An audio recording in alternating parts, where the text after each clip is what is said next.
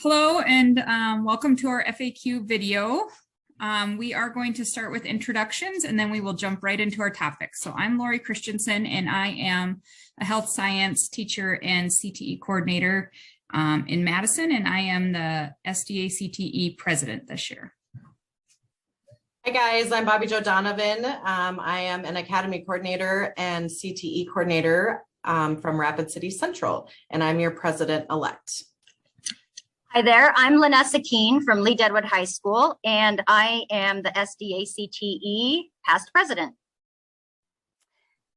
Hello, I am Annika Russell Mankey, and I am the post-secondary liaison. I also serve on the national board as a business division VP, and I teach at Mitchell Tech. Great. So we'll just jump right into our topic today. We're going to talk a little bit about the Region 5 ACTE conference upcoming in Rapid City, and about just general call for presentations about our state conference and our regional conference. So first off, I just want to talk about the Region 5, and Lanessa, since you're on that committee, if you want to start by just giving us a brief overview of that.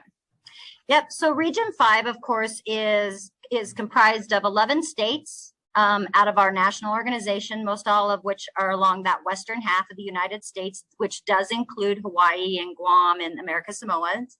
And we have Region 5 is being hosted in April in Rapid City. And so it's a great opportunity for us as South Dakota members to be able to jump in on a region conference.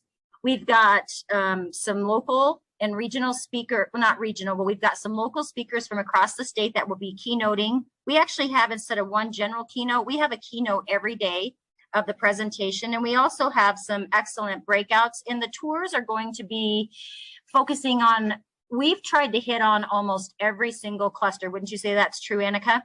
Yeah. Yeah. So we really are focusing on almost all 16 career clusters. Some of them are combined, like the health and human services, like health science and human services is kind of combined into a single tour. But we really have taken the time to focus on every single cluster for tours, which are excellent, and in and around the Black Hills, not just pertaining to Rapid City. And we also have some keynote speakers presenting on a variety of topics from the Rapid City and Black Hills area that will be talking to our group, as well as some excellent networking and breakout sessions for Region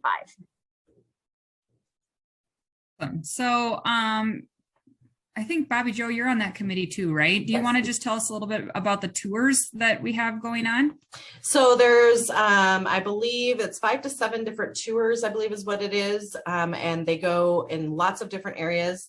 Like Lanessa had mentioned, it's not just based right here out of Rapid City. I know there's a tour up in the Deadwood area related to the hospitality and tourism. The Sea-Lock Industries is right here local. And the cool thing about the tours is once the tour is over, then we take you to a local establishment for the evening meal. So just trying to kind of rein it into what we highlight here in the Black Hills as well. Awesome. So there is a discount for South Dakota educators to attend this conference. And I think, is it about $100 off the registration? Yes, it cost? is. Okay. Yep. So I think it's $350 is the registration for South Dakota members. So that's a really good reduced rate. So if you're considering going to this conference, I would look for that registration information in your email. And the other thing to consider with the registration is that it includes all your meals while you're there. So it's your breakfast, your lunches, your suppers. So that is kind of nice that you don't have to have that added expense. And then we do have a special awards supper that night for awards banquet, where we're actually going to go up to Crazy Horse. And I know that Lanessa's worked a little bit on that one, I think. Yep, and Tracy Kern really has been the one that's organized that entire awards banquet. I know there's going to be an excellent meal. We'll have another short keynote speaker in addition to some entertainment for the awards evening. So it's not just going up for the meal and coming home. And I do believe we'll have access to go through the Native American Museum that is at Crazy Horse. And so it's not just the awards banquet.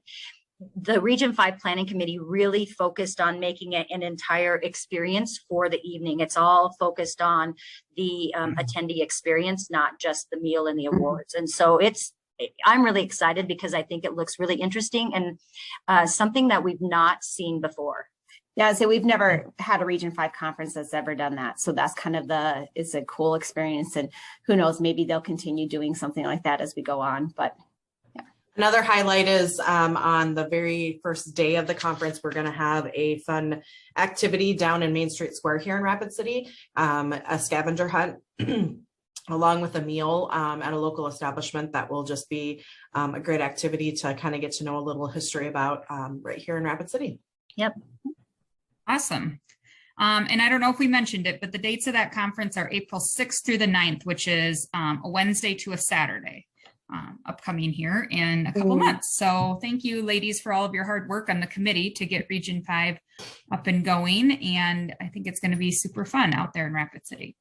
Yep. The next topic we wanted to just hit on briefly was call for presentation, because that affects both the region conference and our upcoming state conference, which will be in Sioux Falls in the end of July. So each year we send out a call for presentation asking our members to be breakout session speakers on topics that they are kind of more knowledgeable in than maybe the rest of us. So we're just going to give a little bit of tips and hints on being a presentation speaker at conferences and submitting your call for presentation proposals. So I know that all of you have presented in the past. So why don't we start by just giving some examples of some topics that maybe you've led in the past. Vanessa, I'll go ahead and start. Okay. Last year, I presented with one of my colleagues here in Rapid City. We are really moving our CTE programs to an academy model. And so I was able to do an in-depth as well as a general session a presentation, just general things that we do, the steps we had to take in order to move to the academy model, and how this really benefits CTE programs and our Perkins indicators, not only on our state report card, but also for our districts, Perkins related. Awesome. Vanessa, do you want to share what you've presented on? Yep. So I've always taken the approach of breaking it down to something really simple. Sometimes we get, as teachers, we get hung up on, oh my gosh, I have to present an entire course. I have to present an entire, or like what Bobby Joe just did, a model of something that's much bigger than just our classroom. And that can be overwhelming. And so I've always taken the approach of breaking it down into not just a unit or a chapter, but maybe a single activity that I've done in my class. That can be used in a variety of courses, or maybe just one type of course, but it was successful for me and I wanted to share that. And so I've always done a call for presentations or presented on a single activity. And then it's nice because then you can share with our colleagues how you set that up, how you implemented it, how it actually went when you did that activity in your class, and then the successes and the failures, because we have to remember as teachers, not everything is 100% successful. And so then as we reflect upon our practice, what the failure was, but then that makes us better. This might work better next time. Or if you do this in your classroom, you know, maybe you have an idea of what might make it go off even better than what I did in my classroom. And so that makes it a little bit easier. And as teachers, you know, our presentation times, typically a short breakout session is 45 minutes long. So that's like a regular class period, whereas our in-depth sessions are more like that block schedule 90-minute period. And so that's another way to think of it as well. It's just, I mean, we're no different than teaching our students. And so we have to remember that if we bring it down to our own level, what standards am I hitting? What goals do I have with my students? And what kind of outcome am I looking for? Then it makes it really easy to go, oh, well, this activity, I can present on that. This is what worked for me. This might work for you in your situation.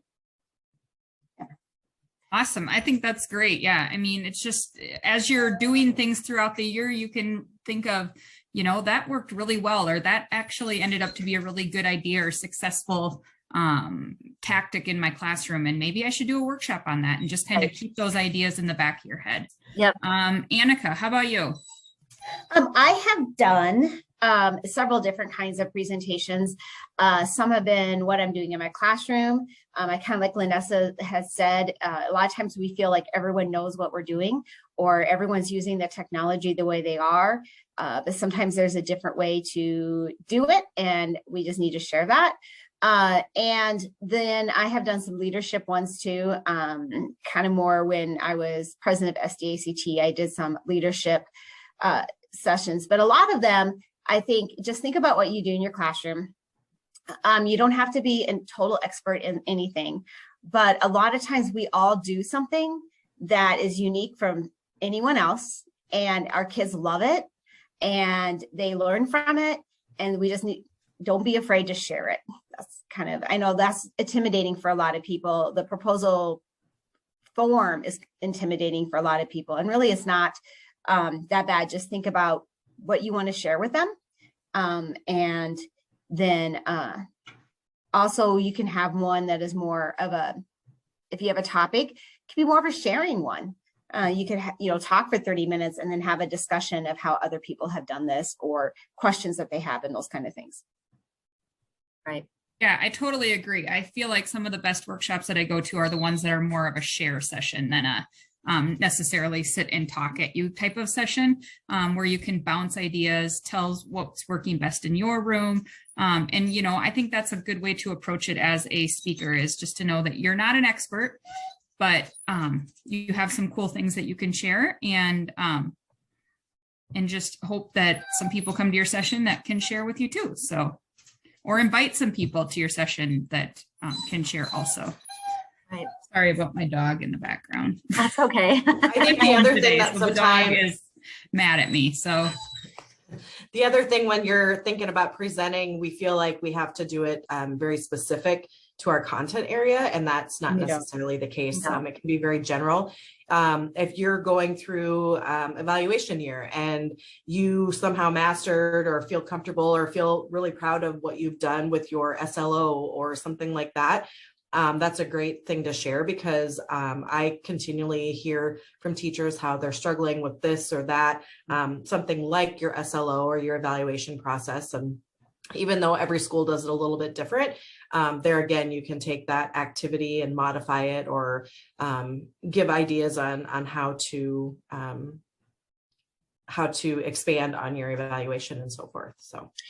Yeah, and actually, Bobby Joe, that made me remember too, that when we're trying to think of breakout sessions, just like you said, it doesn't have to stick within our own division, because I know sometimes we get hung up on, well, what division do you belong to at our state conference?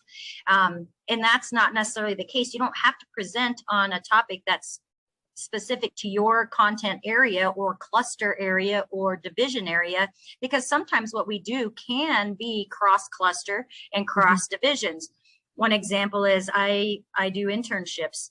That's not specific to a single cluster, but to many cluster areas. And so we have to remember that what we have to offer may actually pique the interest of someone in a different division as well. And so it's okay to share what you have, because somebody is going to have an interest in what you have, what you know, and what you can share. Yeah. And I went to sessions that were not in my content area, and then actually been able to apply it to my own. So maybe the activity, you just change it a little bit. Maybe it was something to do, with the technology that was used, and you could do it your way. So you just really never know who you could help. Right. Great. All great ideas about presenting. So keep it in the back of your mind. I think the call for presenters for both are closed, but if you have a really burning desire to present at one or the other, I'm sure we could still get some presentations in. Yep. We're always looking for presentations. Yep, absolutely. Or if you have a colleague who that has a great idea, encourage them as well. Yep. Sometimes that's all we need, is just that little encouragement of someone saying, hey, I really liked what you did here. You should really consider sharing this. Right. And so forth. Right. Yeah. So if someone comes to you and asks you to share something, just be open to that idea. The last thing I just want to end on is it's February 1st today. So what's that mean, ladies? It's CTE month. It's CTE month, so we need to celebrate CTE this month. And if you have anything that we can shoot out on our Facebook page, make sure you get that to Annika. I can also post that stuff as well. So get that information to us and we will highlight South Dakota CTE. So have a great month celebrating, and we appreciate you watching our FAQ today. Yes. All right. Thank you. Thanks. Bye, guys. Bye. Bye.